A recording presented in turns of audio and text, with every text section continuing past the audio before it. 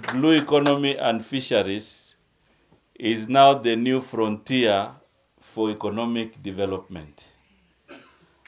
But I know here in Nyanza region and most of the fishing communities, including in the coast, fisheries is a way of life. So you go to the lake, you get your 2 kilos, tomorrow you go again. It also happens in the Indian Ocean. They also do the same. But what we have said now is that we want to make fisheries a formidable business, because we know most of the fishing communities also get their livelihoods from fisheries. Most of the professors in this region and beyond, I'm sure they got fees from fisheries. So it is a very serious business, and we want to treat it as such. And that is why immediately I was zoning, I ran to Mulukoba, and I met Sylvester Kaiwa. And we did the landing site. I think the same day I was in Asat Beach. Is it Asat or Ogal? It's Asat, eh? Yes. Oh, Mama anakumbuka. In Asat. Then I came back. I went to Kabonyo Kanyagwal. Then I came back. I went to Migori. Then there was an interruption because I think there's a time Kisumu was not very safe. So we had a gap in the program. And that is why it is important. I want to really emphasize that this time round, we want everyone to work with government, because it is through government that services are offered and solutions are given to development challenges. I know you have specific issues that you want me to respond to, but maybe before that, I want to say a few other things, and then I can come to the specific ones. First of all, in the fisheries sector, and I know in most of the areas, the BMUs are the units where fishermen organize their activities. And therefore, you will find BMUs here, you will find BMUs in the coast, and most of the other areas that we have blue space. And what we have decided as a ministry, so that the BMUs become effective economic units for fishermen, we organize the BMUs into cooperative societies, so that those apex societies are able to coordinate marketing, are able to coordinate value addition. Because when you are in a cooperative, you can access financing, and already we are discussing with even Equity Bank so that we can bring them to work with fishermen. When you are in the cooperative, you can access training and many others. So we are actually leading that process, and the Kenya Fisheries Marketing Authority has been on the forefront to do this formation of cooperative nationally. So where BMUs have not been visited, they will be visited, because it is a process that we have agreed to do. The second thing we have agreed is that the landing site will be the first place for value addition, so that a landing site should have a cold room. When you have a cold room, then you don't have to sell the same day. Yes. When you sell the same day, sometimes you can't determine the price because of post-catch losses. But when you have a cold storage somewhere, then you can be able to delay sales, and you can be able to also determine the prices. So that is why the landing sites we want to do now should be first point for value addition. And therefore, as a ministry, we have mapped out the entire country, the blue space. Blue space are the lakes, rivers, and the Indian Ocean. And we have mapped out the Indian Ocean. We have mapped out Lake Victoria. I know, for example, in Migori, we have Sori, and we will also be in Homa Bay with Nyandiwa. Here in Kisumu, we want to do Asat and Ogal. Here in Siaya, I know we have Luanda Kotieno, but we will add Wichlum. Sinaona mimi najua hii maneno. Yeah, we will add here Wichlum. And of course, there are others that have just been assessed, which have also been proposed to us. And we should be able also to embark on looking at them so that we can be able to do those landing sites. So basically, the landing sites are first point for value addition, and we want to work with you as BMUs so that we can develop them. But we know some of them have been grabbed. There are some people who also want to take the beaches in Lake Victoria. What we have done, we are working with our colleagues in lands, and we have formed a team in my office so that we can identify the landing sites that have titles, those that have been grabbed, and those that we need to provide the title, and that team is working that way. And I'm sure, Chairman, you will be part of that team to work together to look at the BMUs and the landing sites. The other thing is that within the ministry, we have also partners that we are working with. In some areas, we are working with the European Union.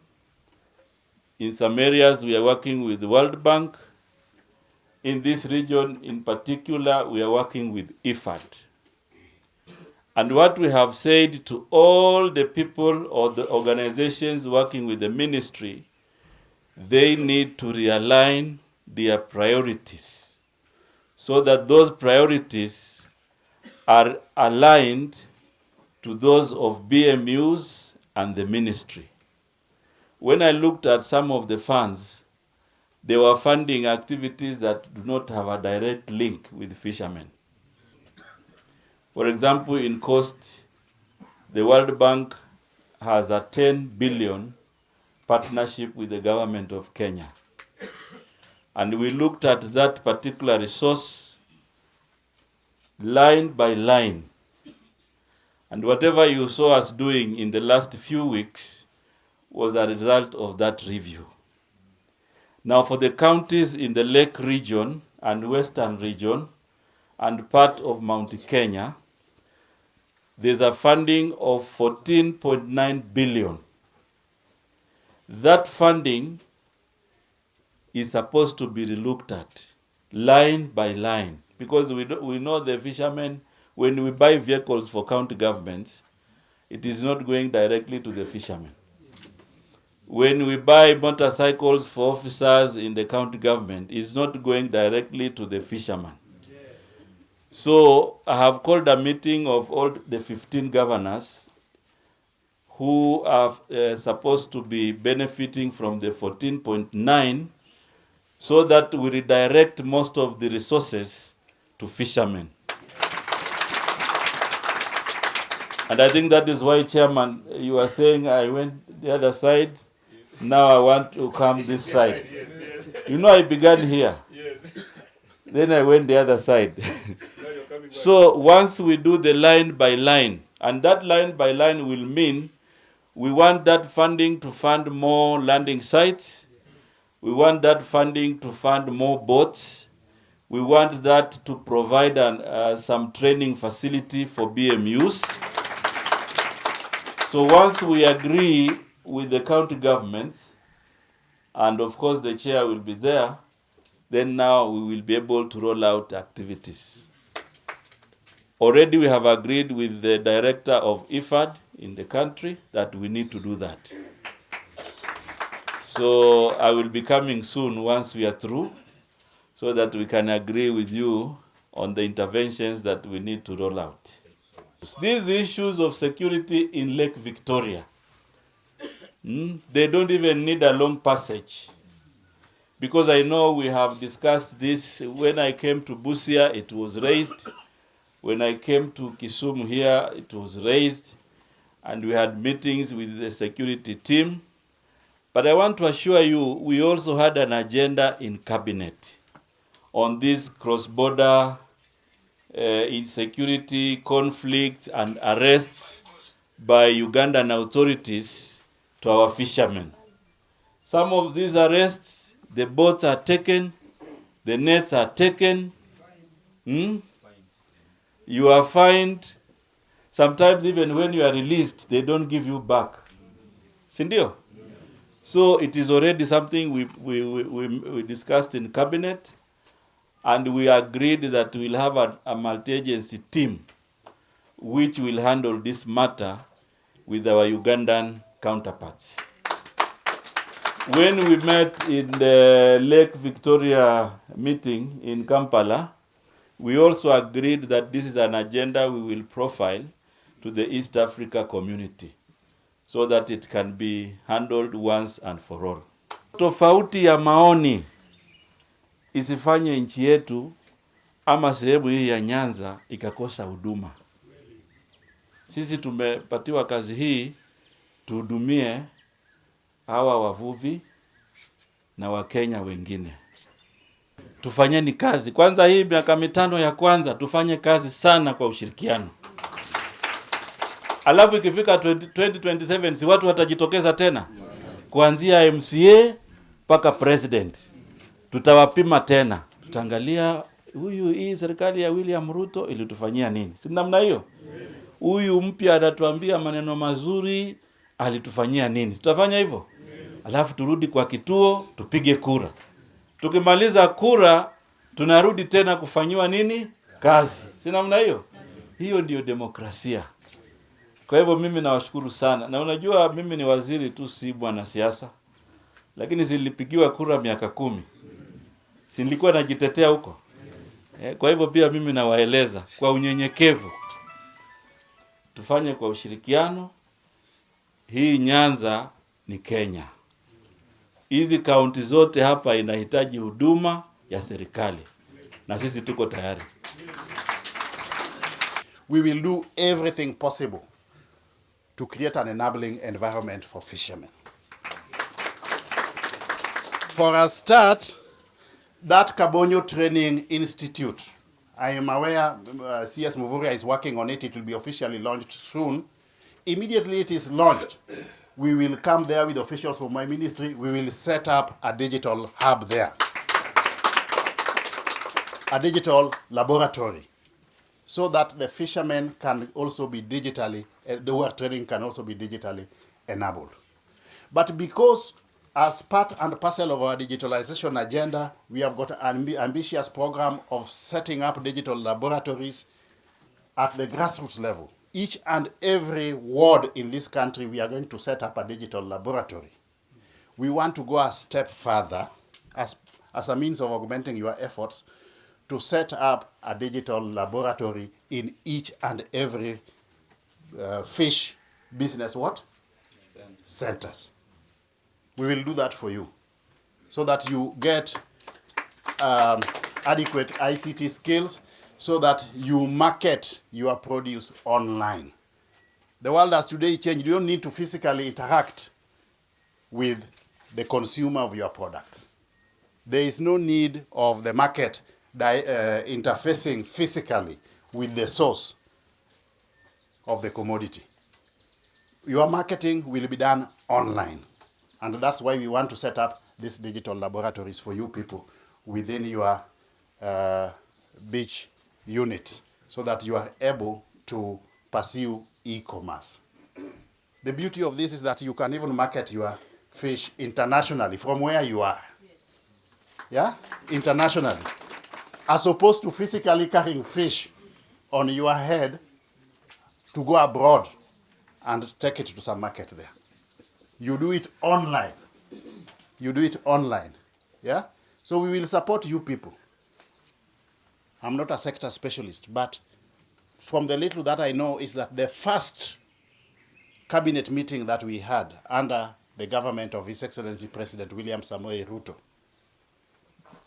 the first cabinet resolutions which William Ruto appended his signature to, had Kabonyo Fishermen's Training Institute at a cost of Kenya shillings 4 billion as an output. So for that, I want to thank the President for prioritizing the interests of the fishermen. This blue economy space has a lot of potential.